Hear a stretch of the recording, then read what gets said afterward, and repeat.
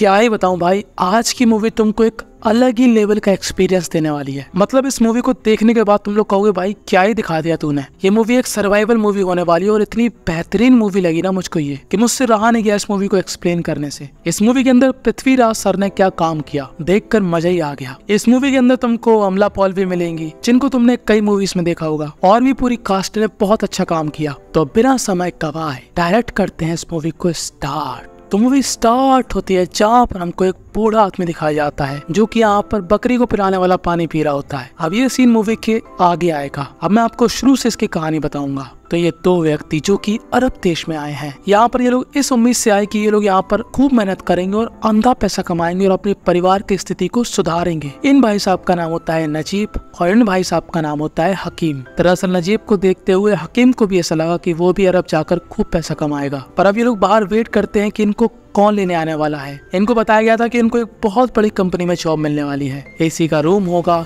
अच्छा खाने को होगा, अच्छी जगह पे रहने को मिलेगा और पैसा भी अच्छा खासा मिलेगा। तो ये दोनों ही इस उम्मीद से खड़े होते हैं कि कोई उनको लेने आएगा, पर इस उम्मीद में हो जाती है सुबह से रात कि तभी यहाँ पर एक बूढ़ा खुसर टाइप का आदमी आता है और इनके सामने अरबी बोल रहा होता है। अब घंटा इनको अरबी समझ में आने वाली। इन भाई साहब को हम बुलाएंगे हुर्रा। तो हुर्रा यहाँ पर बहुत ही जल्दी में रहता है। वो इनके पासपोर्ट चेक करता है और उनसे कहता है कि चलो मेरे साथ। हुर्रा इनके साथ काफी गलत तरीके से बिहेव करता है, जैसे कि ये लोग बहुत छोटे लोग हों। वो इनको गाड़ी के आगे नहीं बैठालता, कहता है कि जाके पीछे बैठ जाओ। अब इनको काफी अजीब लगता है कि ये लोग तो उम्मीद में आए थे कि एक बहुत बड़ी कंपनी में काम मिलेगा, पर ये दोनों ही बहुत गरीब फैमिली से बिलोंग करते थे, इसलिए ये लोग ज्यादा सवाल जवाब नहीं करते। इनको लगता है जो भी काम होगा कर लेंगे, काम तो मिलेगा आखिरकार। अब ये हुर्रा इनको बहुत दूर रेगिस्तान के बीचों बीच कहीं पर ले जाता है और इन दोनों को समझ में नहीं आता कि आखिर ये लोग कहाँ पर जा रहे हैं। तभी ये हुर्रा एक जगह पर अपनी गाड़ी रोकता है। हुर्रा इस आदमी से कुछ बात करता है और कहता है कि इसको ले जाओ। अब हकीम और नजीब यहाँ पर इनको कुछ समझा रहे होते हैं, पर घंटे इनको फर्क नहीं पड़ता है कि वो लोग क्या बोल रहे हैं।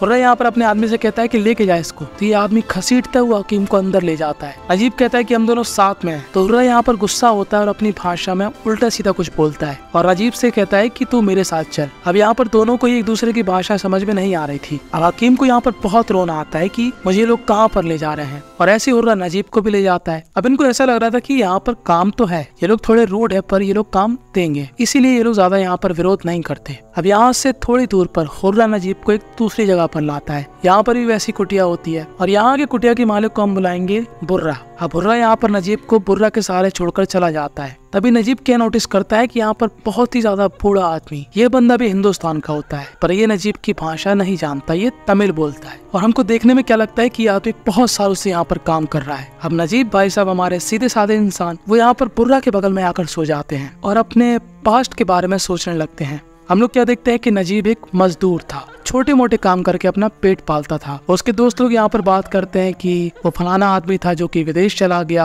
अब वो काफी पैसे कमा रहा है। तो नजीब को भी सुनकर थोड़ी बहुत लालच आती है कि वो क्यों ना बाहर जाए और पैसे कमाए। पहले उसको लगता है कि विदेश जाना काफी महंगा होगा, पर यहाँ पर उसका एक दोस्त कहता है कि नहीं इतना महंगा नहीं है, मात्र 30,000 रुपए लगेंगे। तो नजीब को ये सुनकर काफी अच्छा लगता है कि चलो इतने ज्यादा भी पैसे नहीं है। अब नजीब क्या डिसाइड करता है कि वो अपना घर गिरवी रख देगा और जैसे उसके पास 30,000 रुपए आ जाएंगे वो इस घर को वापस ले लेगा। तो वो यहाँ पर सारे पैसे लेकर इस आदमी के पास जाता है। यही वो आदमी होता है जो कि लोगों को विदेश भेजता है। अब नजीब इसलिए पैसा कमाना चाहता है क्योंकि उसके घर में 2 लोग थे, पर अब 3 होने वाले हैं। दरअसल उसकी जो वाइफ है वो अब प्रेग्नेंट है। नजीब जो कि अपनी वाइफ से बहुत प्यार करता है और उसकी वाइफ भी उससे बहुत प्यार करती है। हालांकि इनके पास इतना पैसा नहीं होता, पर खुशी भर भर के होती है। पर तभी नजीब की जी पर बुर्रा की लात खलती है। बुर्रा यहाँ पर यही कहता है कि तेरी हिम्मत कैसे हुई अपने मालिक के साथ सोने की, अपनी औकात में रहना, बारिश होना। तो अब हमारा नजीब एक खराब पड़ी खाड़ी में जाकर सो जाता है। तो अब होती है अगली सुबह और नजीब को यहाँ पर बकरियों की आवाज आती है।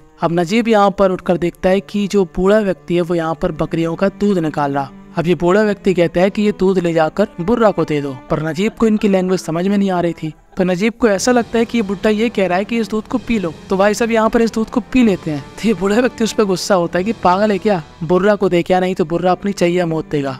और नजीब अब इन दोनों से ही काफी गुस्सा हो जाता है कि तभी हुर्रा और बुर्रा उसको अपने पास बुलाते हैं और कहते हैं कि आओ खाना खा लो। अब नजीब जाना तो नहीं चाहता था, पर उसको इतनी ज्यादा भूख लग रही थी कि वो अपने आप को रोक नहीं पाता। वो इनके साथ यहाँ पर खाना खाता है। तभी यहाँ पर बुर्रा उसको बताता है कि उसको खाना कैसे खाना चाहिए। पहले एक रोटी का टुकड़ा लो, उसको पानी में डालो, फिर उसको खाओ। मतलब बेचारा हमारा नजीब यहाँ पर अमीर होने आया था, पर उसको अरब के गरीब मिल गए जो कि उसको अब गुलाम बनाकर रख रहे हैं। अब अगले दिन नजीब भाई सब हल्के हो रहे होते हैं, तो यहाँ पर पानी से अपने पिछवाड़े को धो रहे होते हैं कि तभी यहाँ पर बुर्रा आकर उसके पिछवाड़े पे लात मारता है और कहता है, अबे चादर मोड़, ये पानी पता है कितना महंगा है, साले तेरे पिछवाड़े धोने के लिए मैंने पानी नहीं खरीदा। तो नजीब कहता है, अभी अजीब आदमी है, जब पानी नहीं होगा तो कैसे धोऊंगा। तो ये बूढ़ा व्यक्ति बताता है कि बेटा हाँ, रेत का इस्तेमाल करो। अब नजीब यहाँ से किसी भी हालत में निकलना चाह रहा था और यहाँ पर जो भी अनजान व्यक्ति आता वो उससे बात करने की कोशिश करता और तभी हुर्रा उसको देख लेता है। तो हुर्रा को बहुत गुस्सा आती है और हुर्रा यहाँ पर नजीब को घायल कर देता है। अब बुर्रा यहाँ पर नजीब को काम बताता है कि उसको आखिर यहाँ पर काम क्या करना है। यहाँ पर जितनी भी बकरी है, जितने भी ऊँट हैं, उनका नजीब को ख्याल रखना है। तो नजीब कहता है कि ये काम तो वो बूढ़े आदमी का था। तो बुर्रा यहाँ पर कहता है कि अपने दिमाग के घोड़े मत दौड़ा, जितना मैं बोल रहा हूँ उतना कर। अब नजीब ये बात समझ चुका था कि वो कुछ भी कर ले, यहाँ से बाहर नहीं जा सकता। अब उसको काफी समय बीत जाता है यहाँ पर काम करते हुए और ऐसे ही रैंडमली वो एक दिन शीशे में अपनी शक्ल को देखता है और वो क्या देखता है कि उसकी दाढ़ी बहुत बड़ी हो चुकी है, यानी कि उसको काफी समय हो चुका है यहाँ पर। अब बकरियां चराते हुए उसको एक जगह पर गिद्ध दिखते हैं और वो यहाँ पर क्या पाता है कि वो जो बूढ़ा आदमी था वो काफी समय पहले मर चुका था और उसकी ही लाश को ये गिद्ध खा रहे थे। और अब नजीब को ऐसा महसूस होता है कि एक दिन उसका भी हाल यही होने वाला है अगर उसने कुछ नहीं किया। तो नजीब यहाँ पर हिम्मत करके यहाँ से भागने लगता है कि तभी हुर्रा उसको यहाँ पर देख लेता है और हुर्रा उसका पीछा करता है। अब इस खाली रेगिस्तान में वो कितना ही दूर भाग जाएगा। हुर्रा यहाँ पर बड़ी आसानी से उसको पकड़ लेता है और उसकी टांगों में इतनी जोर से मारता है कि नजीब अब चल भी नहीं सकता था ठीक से और अब नजीब की यहाँ से बाहर निकलने की उम्मीदें खत्म सी हो गई थी। वो अब इसी जिंदगी को स्वीकार कर चुका था और थोड़ा बहुत उसका मानसिक संतुलन भी हिल गया था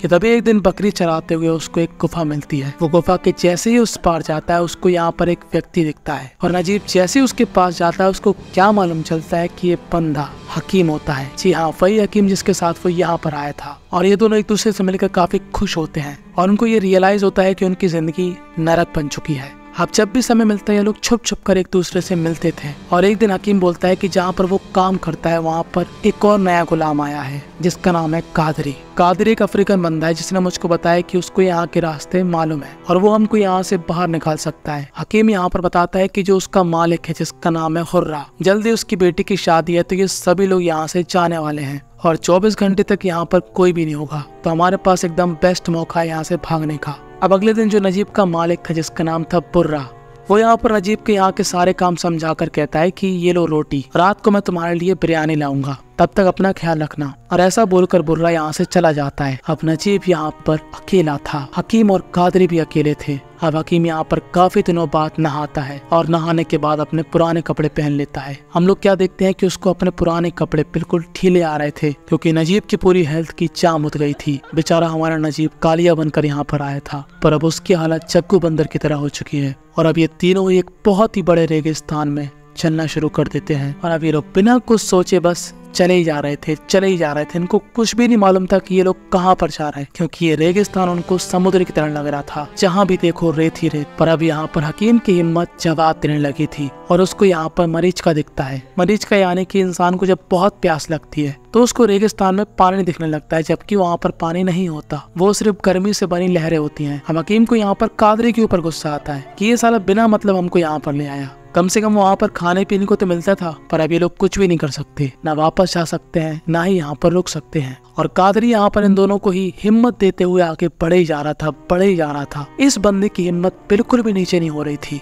क्योंकि इसको अल्लाह पर भरोसा था। अब एक मोमेंट आता है जहाँ पर ये तीनों ही लोग नमाज पढ़ने लगते हैं। तभी हम लोग यहाँ पर क्या देखते हैं कि यहाँ पर बहुत सारे सांप होते हैं पर ये लोग यहाँ पर बच जाते हैं। पर हकीम यहाँ पर पागल सा हो गया था, वो एकदम बोरा सा गया था। वो यहाँ पर मिट्टी खाने लगता है और थोड़ी ही देर बाद उसको खून की उल्टियां होने लगती हैं और उसका हो जाता है राम नाम सत्य। और बेचारा नजीब यहाँ पर बहुत दुखी होता है कि हकीम की अभी उम्र ही क्या थी, इतनी कम उम्र में ये अल्लाह को प्यारा हो गया। कि तभी यहाँ पर एक रेतीला तूफान आता है और ये लोग यहाँ से भागने लगते हैं। और हम लोग यहाँ पर क्या देखते हैं कि जो नजीब था उसके पैर पूरी तरीके से गल गए थे और उसको बहुत दर्द हो रहा था। कि तभी यहाँ पर इनको एक पानी का स्रोत मिलता है और नजीब बहुत ही रफ्तार में उस पानी के स्रोत की तरफ बढ़ने लगता है। पर कादरी उसको यहाँ पर रोकता है और कहता है कि आराम से पानी पीना, क्योंकि हड़बड़ाहट में पानी पीने से उसकी मौत भी हो सकती थी। अब ये लोग फिर से यहाँ से आगे बढ़ते हैं और हम क्या देखते हैं कि जो कादरी था वो एकदम से गायब हो जाता है और जो हमारा नजीब था वो अकेले ही आगे बढ़ने लगता है और उसको यहाँ पर रोड मिल जाती है। और नजीब की किस्मत इतनी अच्छी थी कि नजीब को यहाँ पर एक भला आदमी मिल जाता है जो कि नजीब को शहर की तरफ छोड़ देता है और शहर में ही नजीब को एक अनाथालय टाइप का मिल जाता है। ये लोग नजीब की केयर करते हैं, उसकी साफ सफाई करते हैं, उसको खाना पीना देते हैं और कुछ दिनों के लिए नजीब यहीं पर रहता है। अब यहाँ पर एक व्यक्ति जो कि नजीब की तहकीकात कर रहा था कि जो भी उसने बताया है कि उसकी फैमिली कहाँ पर है, कौन कौन उसके घर में है, उसके शहर का नाम क्या है,